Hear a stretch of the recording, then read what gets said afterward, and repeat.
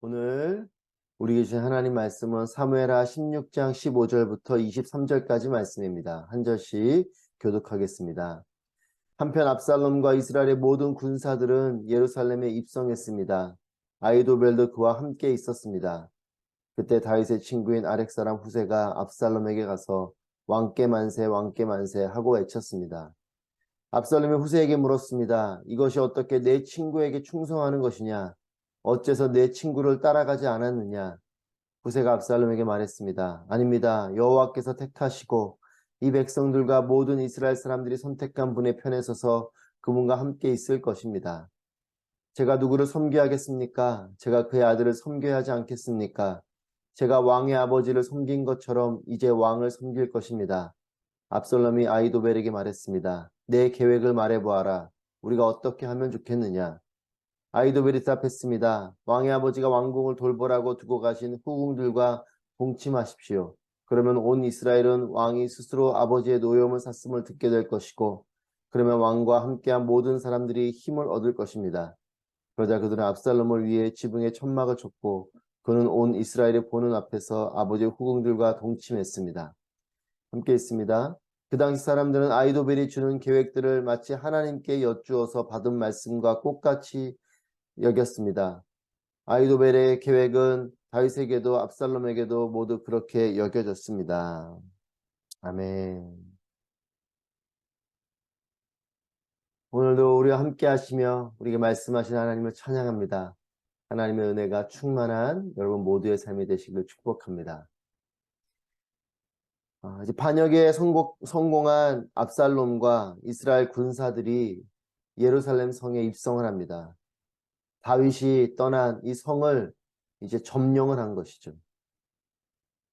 그리고 이 점령한 이 도시 안에, 그리고 이 일행 안에 한 사람, 아히도벨이 등장합니다. 아히도벨은 다윗의 자문관이었습니다. 다윗에게 전략을 알려주고 또 지혜를 주었던 사람이 아히도벨입니다. 하지만 지금은 반역자인 그 압살롬 곁에서 있는 사람이 바로 이 아히도벨입니다.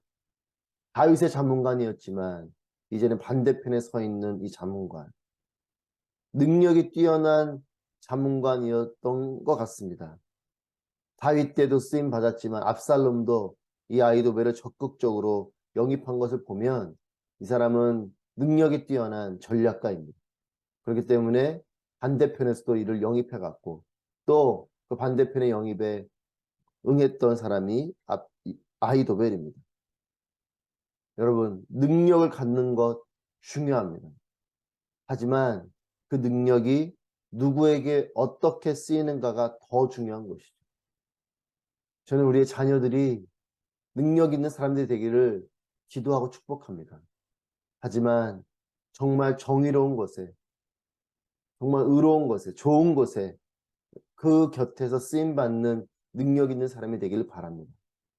악한 것에, 또한 잘못된 일에 그 능력이 쓰임받는다면 그 능력은 살리는 일이 되는 것이 아니라 죽이는 일이 되는 것이죠.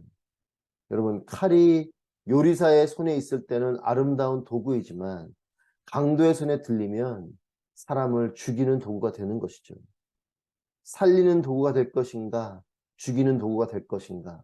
이것은 능력만이 아니라 능력을 뛰어넘어 이 능력이 어디에 있는가가 중요한 것입니다.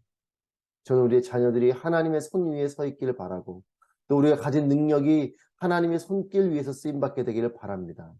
여러분, 은사도 구하시고 능력도 구하십시오.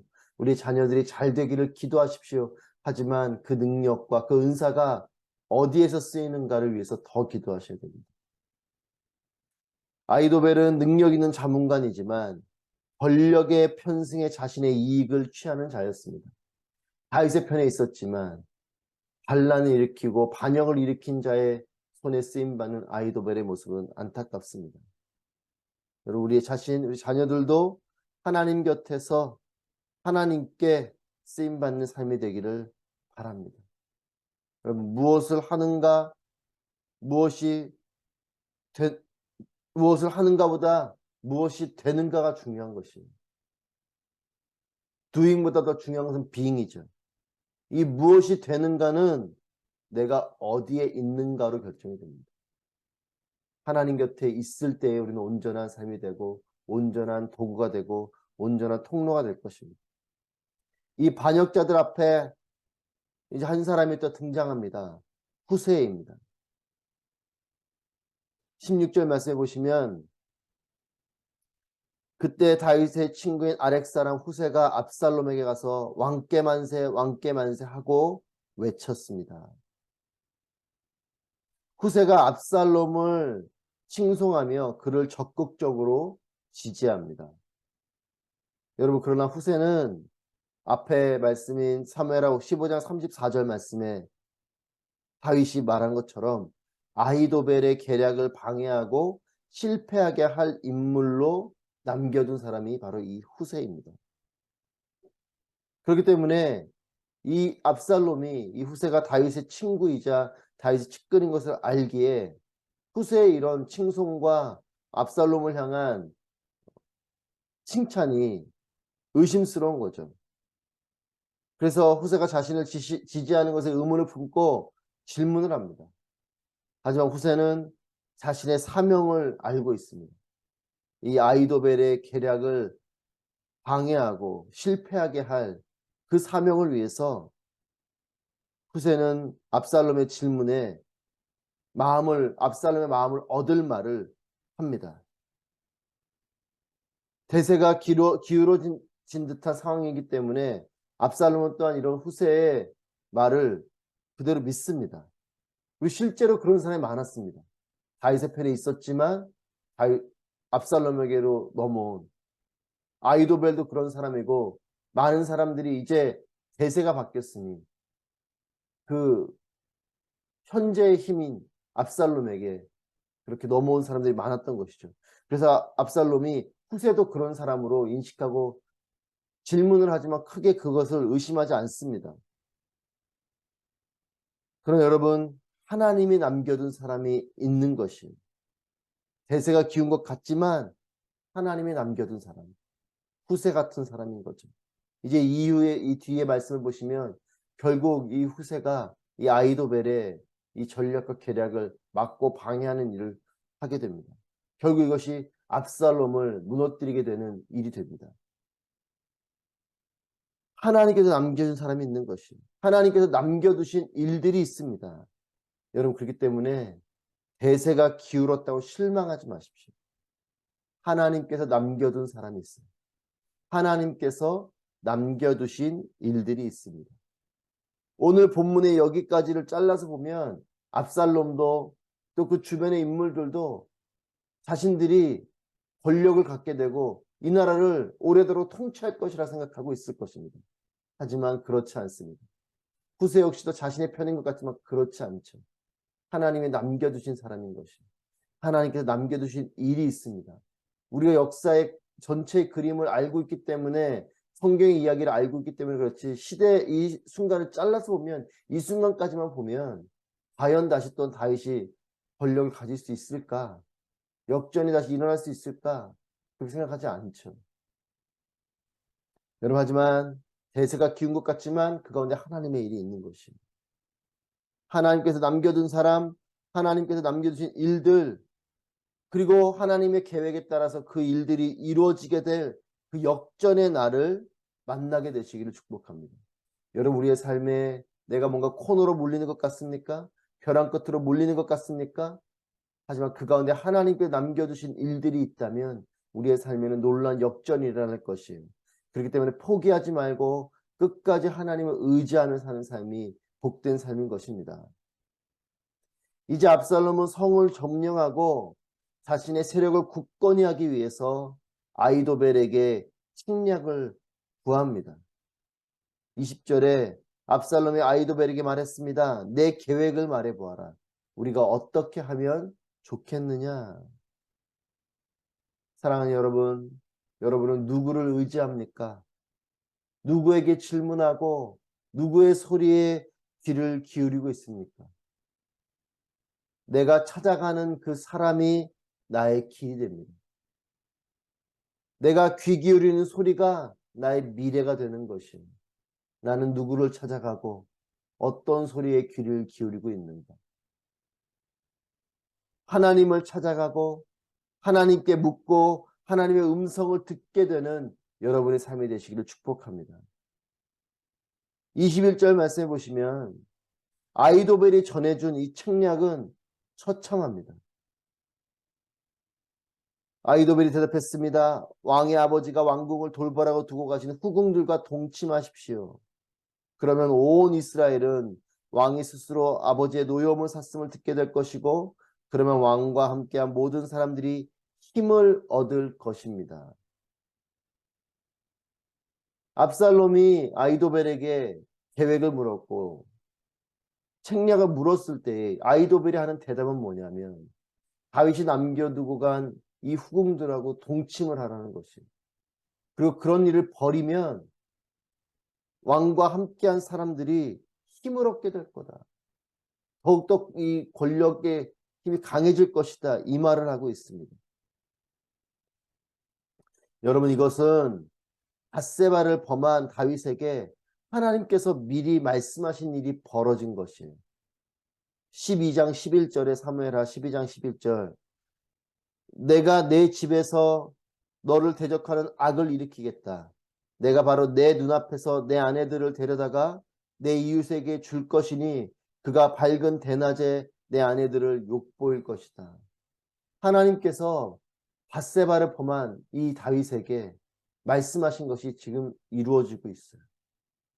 다윗의 죄로 벌어지게 되는 일인 것이죠. 너를 대적하는 악을 일으키겠다. 압살롬이 그렇게 반역을 일으키게 되고 내 아내들을 욕보일 것이다. 그 일로 지금 이렇게 후궁들과 동침하는 일이 대낮에 벌어지는 이런 안타까운 상황이 펼쳐집니다.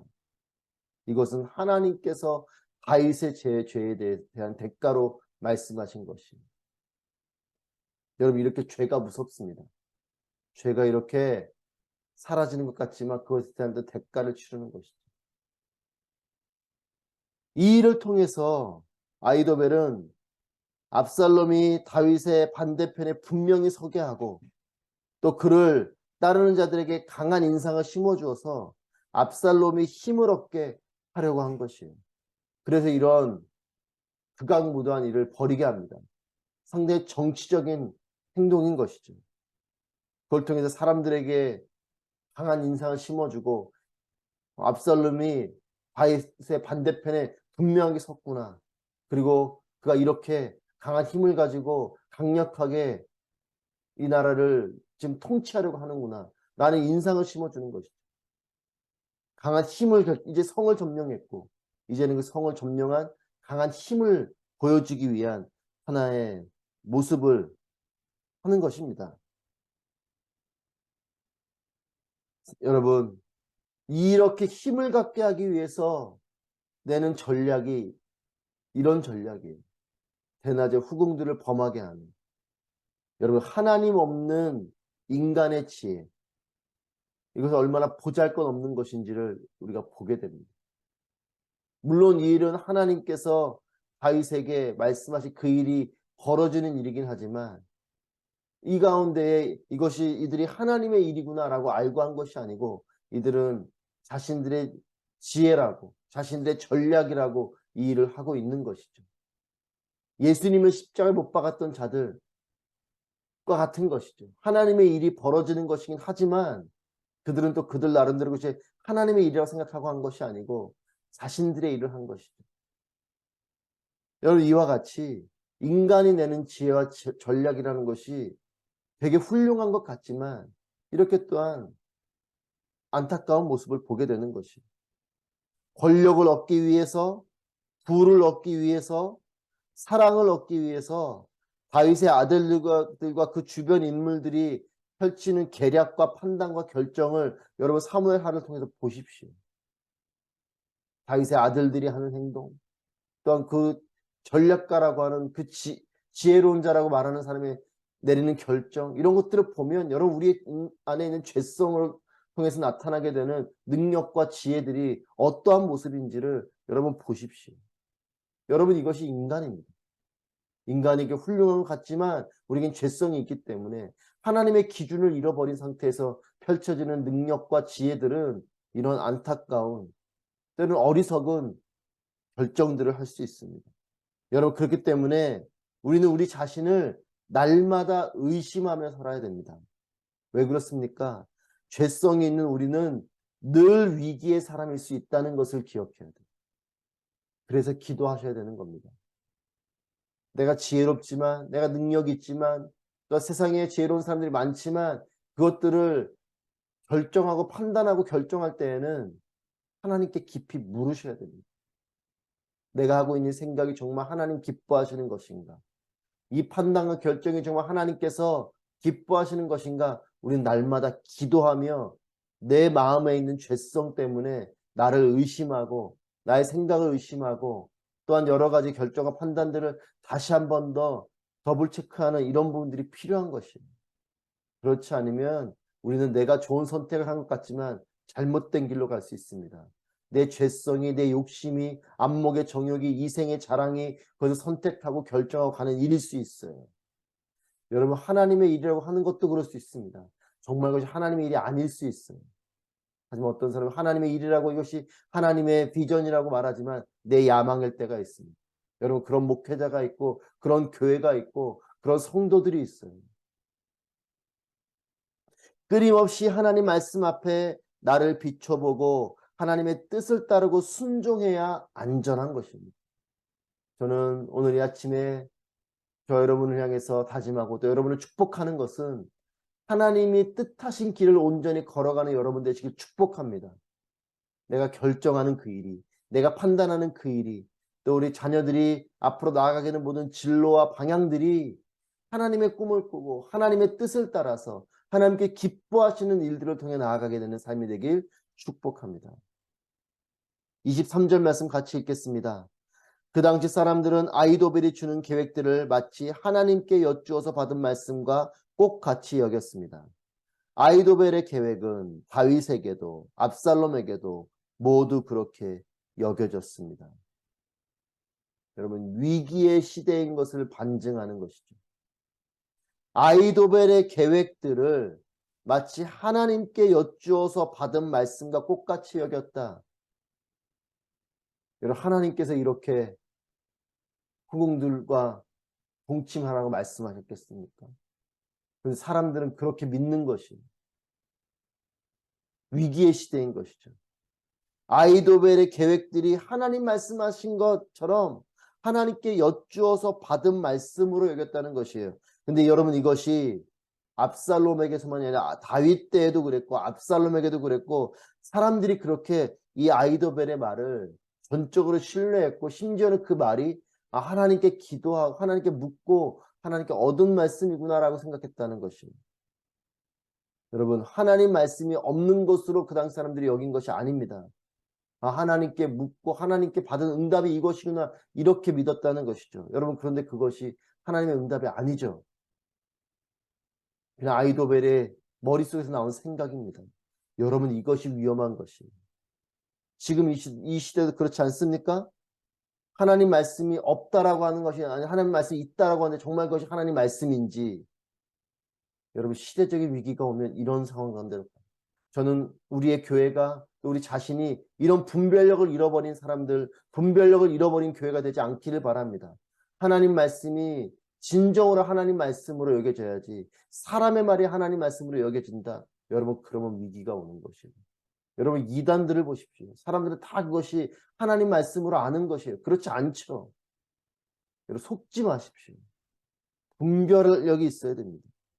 하나님 말씀이 온전히 분별되지 않은 개인, 하나님 말씀이 온전히 분별되지 않은 공동체, 하나님 말씀이 온전히 분별되지 않은 시대는 위기와 재앙 앞에 서게 되는 존재가 됩니다.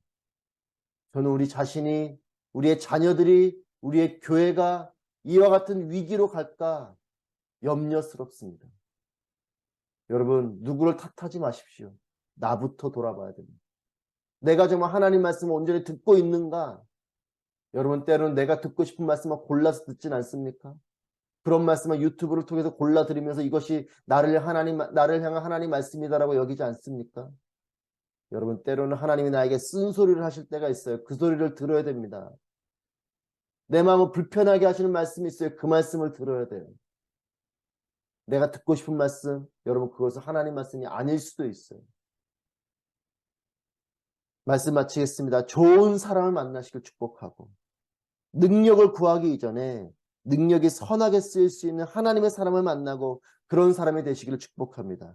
하나님의 말씀이 살아있기를 기도하고 분별하는 우리 자신이 되길 원하고 위기 속에서도 하나님께서 남겨둔 사람, 그런 일이 있음을 믿고 역전을 일으키시는 하나님을 바라보고 기다리고 기도하는, 그리고 진정으로 살아계신 하나님의 음성을 듣는 그런 믿음의 사람, 축복의 사람들이 되시기를 바랍니다. 기도하겠습니다.